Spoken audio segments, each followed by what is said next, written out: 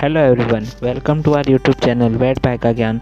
आज की वीडियो से हम स्टार्ट करने जा रहे हैं BVSCNA थर्ड ईयर प्रोफेशनल्स के प्रीवियस ईयर्स के पेपर, जो ऑफिशियल जो यूनिवर्सिटीज़ के पेपर्स होते हैं उनका सॉल्यूशन हम ला रहे हैं। आपको ये सीरीज़ आपको बहुत हेल्प करेगी आपके स्टडीज़ में, आपके यूनिवर्सिटी पेपर्स में। Without wasting any time let's start the video. हम जानते हैं हमेशा हम स्टार्ट करते हैं विद फिलअप्स। तो पहला फिलअप्स है, dash is the process of coupling of a drug with an endogenous substance for facilitating excretion. तो आप जानते हैं कॉन्जुगेशन, आपने फेज 2 में कॉन्जुगेशन पढ़ा होगा ना, वो वही एक प्रोसेस है जिससे अपन ड्रग को कपल करते हैं किसी एंडोजिनस सब्सटेंस के साथ, ताकि अपना एक्सक्रीशन क्या हो जाए, ईजिली हो जाए उस ड्रग का। फिर नेक्स्ट बात करें, minimum dose of a drug producing desired response is called. तो जो मिनिमम डोज होती है ड्रग की, जो कि अपन का डिजायर्ड रिस्पॉन्स प्रोड्यूस करती है, उसे हम बोलते हैं थ्रेशोल्ड डोज। ये आप सभी जानते हैं। फिर है an agonist able to produce submaximal effect and has moderate efficacy is known as. तो इसको हम आप सभी जानते हैं पार्शियल एगोनिस्ट बोलते हैं, जिसकी जो है सब मैक्सिमल इफेक्ट होता है और मॉडरेट एफिकेसी होती है। फिर हम बात करें, dash is a branch of pharmacology which deals with the study of source of drug. जो सोर्स ऑफ ड्रग को स्टडी करते हैं वो फार्माकोगनोसी आती है, ठीक है, फार्माकोगनोसी। फिर नेक्स्ट बात करें, dash is percentage of unchange form of drug reach to systemic circulation out of the administered drug. तो ये आप सभी जानते हैं, ये कौन सा किसकी डेफिनेशन है? यस, ये बायोअवेलेबिलिटी की डेफिनेशन है, जो कितनी ड्रग जो है सिस्टमिक सर्कुलेशन में पहुंची। फिर है, selegiline is selective irreversible dash inhibitor. तो ये है monoamine oxidase type B inhibitors होते हैं, ठीक है, मोनोअमीन ऑक्सीडेज टाइप बी। फिर हम बात करें xylazine, xylazine is preferred emetic drug in dash species. तो ये जो है कैट्स के अंदर जो है प्रिफर्ड एमेटिक ड्रग है। नेक्स्ट बात करें, cloprostenol is a synthetic dash analog use for luteolytic properties in cattle. तो ये जो है प्रोस्टाग्लैंडिन F2 अल्फा जो होता है वो इसका करेक्ट आंसर है, जो कि यूज़ किया जाता है, used as a luteolytic property in cattle, ठीक है। नेक्स्ट हम बात करें मेजोप्रोस्ट्रल की। तो misoprostol is a stable analog of dash which is use to inhibit gastric acid secretions. तो ये जो है इसके अंदर आंसर आता है PGE1, ठीक है, PGE1 जो है उसका एनालॉग है, ठीक है। फिर हम बात करें नेक्स्ट, ड्यूबेटामिन। ड्यूबेटामिन एक सेलेक्टिव बीटा-1 रिसेप्टर एगोनिस्ट है, जो कि यूज़ किया जाता है इन कार्डियोजेनिक शॉक, ठीक है। बीटा-1 जो है कार्डियोजेनिक शॉक के अंदर जो है बीटा-1 रिसेप्टर से जुड़ता है ड्यूबेटामिन, ठीक है। फिर डैश बात करें, dash is the active metabolite of chloral hydrate. तो ट्राइक्लोरोइथेनॉल जो है वो एक एक्टिव मेटाबोलाइट है क्लोरल हाइड्रेट का। फिर capsule containing coated granules are known as, तो उसे बोलते हैं टैबलेट, ठीक है।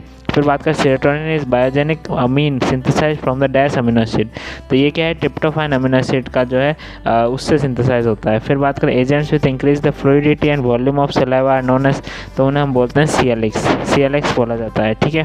फिर हम बात करें etorphine having dash times more analgesic potency than morphine. तो ये 7 गुना ज़्यादा होता है, 7 times is the correct answer. फिर pilocarpine a natural alkaloid use to treat glaucoma is derived from. तो ये किससे डिराइव्ड हो रखा है? पाइलोकार्पस माइक्रोफाइलस, ठीक है, इससे जो है ये डिराइव हो रखा है, एक नेचुरल अल्कोलॉइड है, ठीक है। फिर बात करें althesin. Althesin is an example of dash type of anaesthetic. तो ये इंजेक्टेबल टाइप ऑफ एनेस्थेटिक का एग्जांपल है एल्थेसिन। फिर बात करें, टैनिक एसिड है dash action of mucous membrane. तो ये कैसा होता है इसका? ये एस्ट्रिंजेंट एक्शन होता है। फिर बात करें bromocriptine. Bromocriptine is a potent agonist of dash receptor. तो ये D2 रिसेप्टर का जो है पोटेंट जो है एगोनिस्ट है, ठीक है। फिर बात करें, the safe speed of fluid injection in dehydrated small animals is dash ml पर kg पर आवर। तो यह है 50 ml पर kg पर आवर, ठीक है। अब अपन बात करें MCQs की। तो इसमें आता है सबसे पहले फर्स्ट जो है ऑल ऑफ द अबव आएगा, क्योंकि आप सभी जानते हैं बायोअवेलेबिलिटी जो होती है ड्रग की वो किस से अफेक्टेड होती है? फर्स्ट पास मेटाबॉलिज्म से भी, रूट ऑफ ड्रग एडमिनिस्ट्रेशन से भी, और डोजेस फॉर्म से। तो इसका अंदर आपको कोई रॉकेट साइंस नहीं लगेगी। आपको मैं आप पेपर को जैसे देखें ना, तो आप खुद ही अंदाज़ा लगा सकते हो कि इसका जो है कैसे आपको इसको डील करना है इस पेपर को। जब आप इसके क्वेश्चंस पढ़ोगे तो आपको अगर नहीं भी आता तो भी आपको एटलीस्ट ये तो पता है बायोअवेलेबिलिटी क्या है, ठीक है। तो अब आप ये भी बता सकते हो कि बायोअवेलेबिलिटी मतलब सिस्टमिक सर्कुलेशन में कैसे पहुंचनी है ड्रग को। तो अब वो आप फर्स्ट पास मेटाबॉलिज्म पता है, आपको रूट ऑफ ड्रग एडमिनिस्ट्रेशन पता है, डोजेस फॉर्म पता है, ये तीनों से इफेक्ट होती हैं बायोअवेलेबिलिटी। फिर बात करें विरापामिल ब्लॉक्स ट्रांसपोर्ट ऑफ। तो ये किसका ब्लॉक करते हैं ट्रांसपोर्ट? कैल्शियम आयंस का। फिर बात करें following statement of the true for the transfer of drugs bye facilitated diffusion. पहला है एनर्जी डिपेंडेंट, तो ज़रूरी नहीं है एनर्जी डिपेंडेंट हो, तो ये तो गलत है। एक कैरियर मीडिएटेड होता है, ये तो सही है। थर्ड पढ़ें it takes place against the concentration gradient. ऐसा ज़रूरी नहीं है कि हमेशा कंसंट्रेशन ग्रेडियंट के अगेंस्ट जाएगा तो ऑफ कोर्स एनर्जी लगेगी, तो ऐसा नहीं होता। और फोर्थ है ऑल ऑफ द। तो मेरे हिसाब से करेक्ट आंसर यही है, इट इज़ कैरियर मीडिएटेड। ठीक है। फिर droperidol and fentanyl citrate are combined in the ratio of, तो ये किस रेशियो में कंबाइन होती है? 50:1 के रेशियो में। B option is correct. फिर phase 2 transformation reaction involves all the following except, तो ये क्या है? ऑक्सीडेशन आपको पता है फेज़ 1 का है, ऑक्सीडेशन, रिडक्शन, हाइड्रोलिसिस, ये सब फेज़ 1 का है। बाकी एसिटाइलेशन, मिथाइलेशन, ग्लूकुरोनिडेशन, ठीक है, सल्फोनेशन, ये सारे किसका होते हैं? फेज़ 2 के होते हैं। फिर स्टेप्टोकाइनेस स्टेप्टोकाइनेस आपको पता है एंटी प्लेटिलेट ड्रग है, ठीक है, एक एंटी प्लेटिलेट ड्रग है। फिर एन एगोनिस्ट पोजेसेस, एगोनिस्ट क्या पोजेस करता है? एफिनिटी ओनली, एंटागोनिस्ट पोजेसेस, तो एंटागोनिस्ट हमेशा एफिनिटी ही पोजेस करता है, जबकि एगोनिस्ट जो होता है वो एफिनिटी और एफिकेसी दोनों पोजेस करता है। ये याद रखना है ना, एंटागोनिस्ट आए तो सिर्फ और सिर्फ एफिनिटी, और एगोनिस्ट आए तो एफिनिटी और efficacy.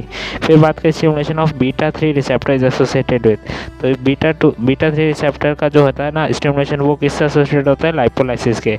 Which of the following drug causes metabolic enzyme induction, तो ये जो होता है कार्बामापेजिन, ठीक है, और फिर फेनिटोइन, फिर फेनोबार्बिटॉन, तो ये सारे जो हैं वो मेटाबॉलिक एंजाइम इंडक्शन कॉज करते हैं, तो इसका क्या हो जाएगा? All of the above. फिर हम बात करें the following cholinomimetic drug used in the cases of atropine overdose, तो एट्रोपिन ओवरडोज के लिए क्या होता है? फाइसोस्टिग्मिन, ठीक है। फिर बात करें the main mechanism of most drug absorption in GI tract is, तो जीआई ट्रैक्ट के अंदर जो है ज़्यादातर जो है पैसिवली लिपिड जो होता है वो पैसिवली डिफ्यूज हो जाता है। फिर बात करें example of local anaesthetic drug which is also used as anti arrhythmic agent, तो इसका आ जाएगा लिग्नोकेन, जो कि एक आपको इम्पोर्टेंट है, पता भी होता है, ठीक है।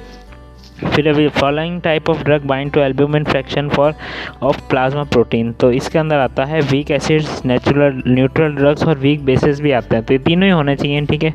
फिर हम बात करें appropriate term use for the unpredictable inherent qualitative abnormal reaction of a drug is, तो ये जो डेफिनेशन है ना, ये है इडियोसिनकार्टिक रिस्पॉन्स की डेफिनेशन है, ठीक है, ये याद रखना। Unpredictable inherent qualitative abnormal reaction होती है ड्रग की, उसे इडियोसिनक्रेटिक रिस्पॉन्स बोलते हैं। फिर बात करें IV administration of non adrenaline in dogs results into following effect of blood pressure, तो ये जो होता है बायफेजिक रिस्पॉन्स होता है। फिर which of the following phenomena is responsible for the combination of two drug is use, तो सिनर्जिज्म।